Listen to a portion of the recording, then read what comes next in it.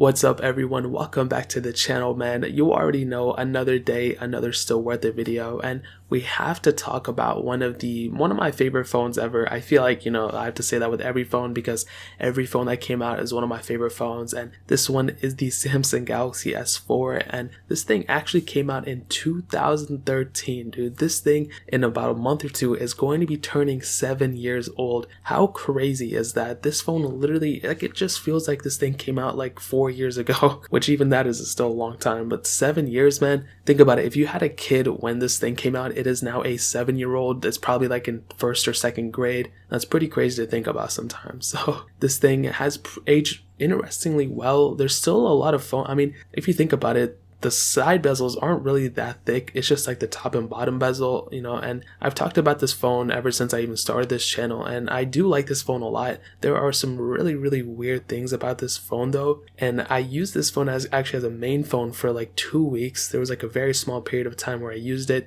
I custom ROM'd it. I loved it at the time, but there were some really weird things with it. But I was coming from a G2 that had a touch issue with it, but I do respect this phone and how it brought me to the next segment of my iPhone life. Now looking on the front of this thing has a 5-inch Super AMOLED display. It is 1080p and it's actually surprisingly pretty good. It's a pretty good panel at the end of the day. Yeah, it's not a 1440p panel. Yeah, it's not like a 7-inch panel or anything like that, but it's actually still pretty good, and I think that's definitely one of the biggest assets for this specific phone. The panel in and of itself is a pretty decent panel, and I will probably tell you, like, this is probably better than like an iPhone 11 display. I know that's kind of pushing it. There's still some advantages for that phone. That phone definitely feels more premium. You have that True Tone technology with that phone as well. But this one, it being an OLED is a humongous advantage for this phone, and I definitely do appreciate it a lot. On the top, you can see a bit of a bezel with that front camera. On the bottom, you can see the touch capacitive buttons as well as the home button in the middle. And one thing I like about this phone, it's symmetrical. It doesn't look too ugly from the front. Obviously, compared to what we have now, it doesn't look like the greatest. It has a 72% screen to body ratio, which isn't as bad as like a Galaxy S5 or anything like that, but it's still, I think it gets the job done at the end of the day. On the bottom, a micro USB port. We have a headphone jack on this phone as well, which is really cool. No USB Type-C or anything. That didn't come until the Galaxy S7. On the back, you can see a removable back, which is awesome, as well as that single camera lens, which I'll talk about in a second. But that removable back is actually really cool and important because we're able to remove that back. We can put in a new battery, we can put in expandable storage, whatever the case is, and that's something that a lot of phones nowadays don't even have. So that's a humongous advantage for the Samsung Galaxy S4, and it definitely has my seal of approval. Apparently Samsung just put out a phone that had a removable battery, and how crazy would that be if they were to bring back the removable battery for all of their phones? That would disrupt the whole entire industry, I think, and I think that would be a super cool thing if they do it. Samsung, if you're watching this video, bring back the removable back, dude. We need that thing. But regardless, on the outside, it's the basics. We've already seen this phone a billion times. It's nothing too crazy. It's pretty boring, but most phones are getting boring nowadays, so it doesn't really matter too much. So that pretty much covers it up in terms of the outside for the most part. Now hitting on the software, this thing started off with Android 4.2.2. We are able to upgrade it to Android 5.0.1 Lollipop, which is pretty cool, but it's stuck on TouchWiz, which kind of sucks. What I will say though is that this version of TouchWiz probably wasn't the worst. I think like the Android Jelly Bean, Android Kit Kat phase, that was probably the worst TouchWiz got in my opinion. Towards the Android Lollipop and like Nougat and all that stuff, it kind of started slimming down a little bit. Obviously it was still like a bloatware mess. There's still a bunch of problems with it. I really don't like this software. It seems so outdated compared to what we have now, and it seems so childish too, and I feel like there's so many background processes in this software that really bogged down this phone for no reason at all. A phone that came out around this time was the Nexus 4, and that phone I own currently, and that phone still feels pretty smooth because it was on stock Android. I believe the S4 was a little bit more powerful for what it brought at the time, but the stock software from the Nexus 4 really held its own, and even now when you open it, it's not as slow, it's not as bogged down in terms of the memory and everything compared to something like a Galaxy S4, so that's a humongous thing I need to note right there. But the cool thing is that you can always root and custom ROM this thing, and there's tons of ROMs out for this thing. This is a pretty popular phone, and like I said, when I owned this thing, I custom ROM'd it, and I enjoyed it. There were some issues here and there, but having somewhat stock Android, actually mostly stock Android, just more features on it, having that type of capability is super cool, and I love hearing that. And if you're somebody who wants to use this phone or currently uses it, I would not even think about using it stock. I would 100% throw a custom ROM on it without a doubt. It would make no sense for you to use it without a custom ROM. So in terms of stock software, you're completely outdated. This thing is not going to get any more software updates. Like I said, it's like not even thinking about software updates, let alone security updates. But you can always custom ROM it, and I think there's a lot of Android Pie ROMs out for this thing,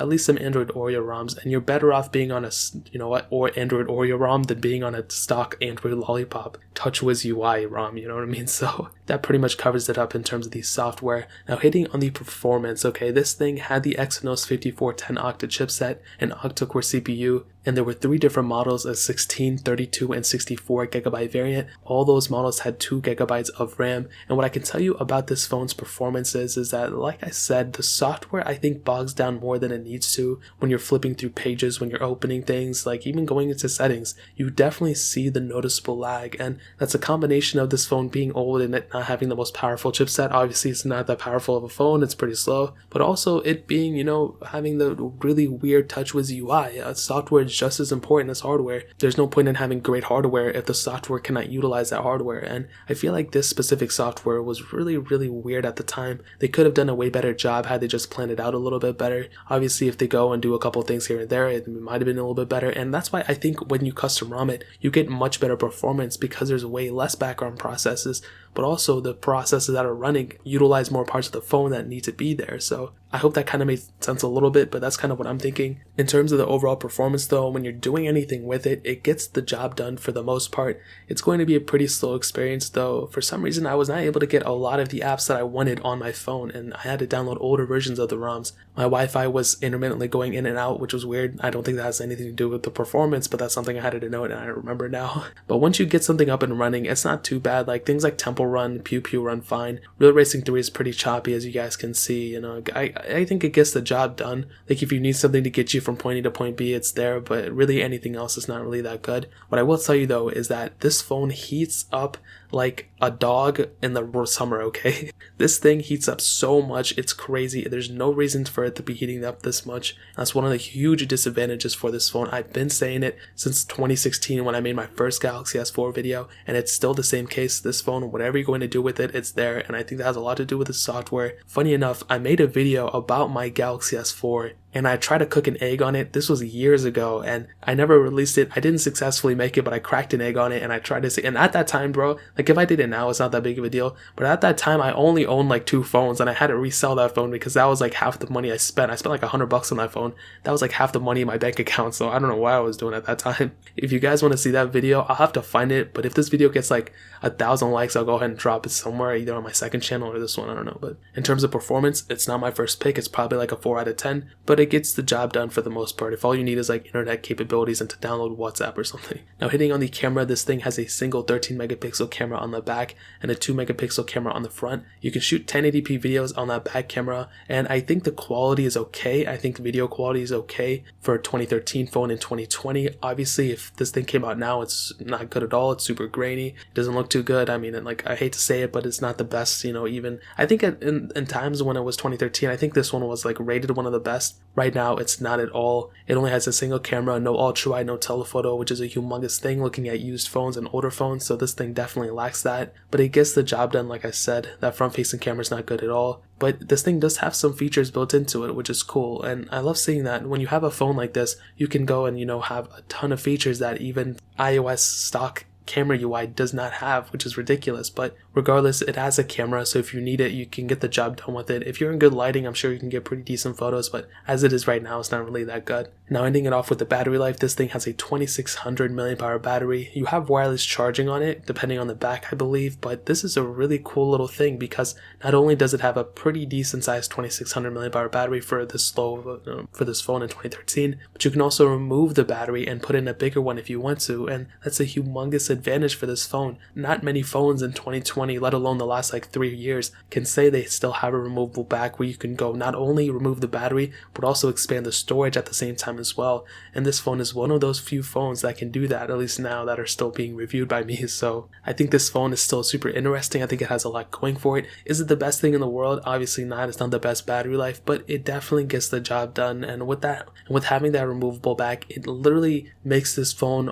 almost timeless in a way, because if a part breaks, if anything, let alone the pieces to fix fix this phone are super cheap. If you crack the screen or something, you can easily replace it. But the battery is one of those things that if you were mess up as well, you can still fix it just as easily, which is awesome. And to answer the question, man, is the Samsung Galaxy S4 still worth it in 2020? I will say no, it's not worth it at all. I was about to say yes, but I just remember what phone I was reviewing. No, this phone is not worth it at all. For a lot of you, I would not even think about you even thinking about this phone. It's completely outdated. It's pretty slow. I would be surprised if you can even get one without any burn-in or any issues, at least any major issues, and I just don't think it's really worth it to a majority of you. You can pick one up for like 30 bucks, I'm sure, and if you need a phone, if you're in dire need of a phone, then I guess it's not bad. For the vast majority of you, I would not recommend you guys picking up a Samsung Galaxy S4 in 2020. The lowest I would recommend you going is probably a Samsung Galaxy S8. It's about the lowest I would go. Other than that, a Galaxy S4, definitely stay away from. However, if you want to pick up the cheapest Samsung Galaxy S8, I'll find the cheapest one on Amazon and link it down in the description below so you guys can get it from there and help support the channel at the same time. But that is pretty much it. If you guys have any other questions or anything, leave it down in the comment section below. Hit that like button, that would mean so much, but definitely hit that subscribe button. Every single subscriber that we get really does count, so it would mean so much if you guys could hit that. Also check out the other links down in the description as well. My Twitter, my Instagram, my second channel, all those links are linked down below. I'd really appreciate if you guys could check it out. But more importantly than everything else, I love every single one of you guys. Hopefully I'll catch you guys in the next video. Peace out till then.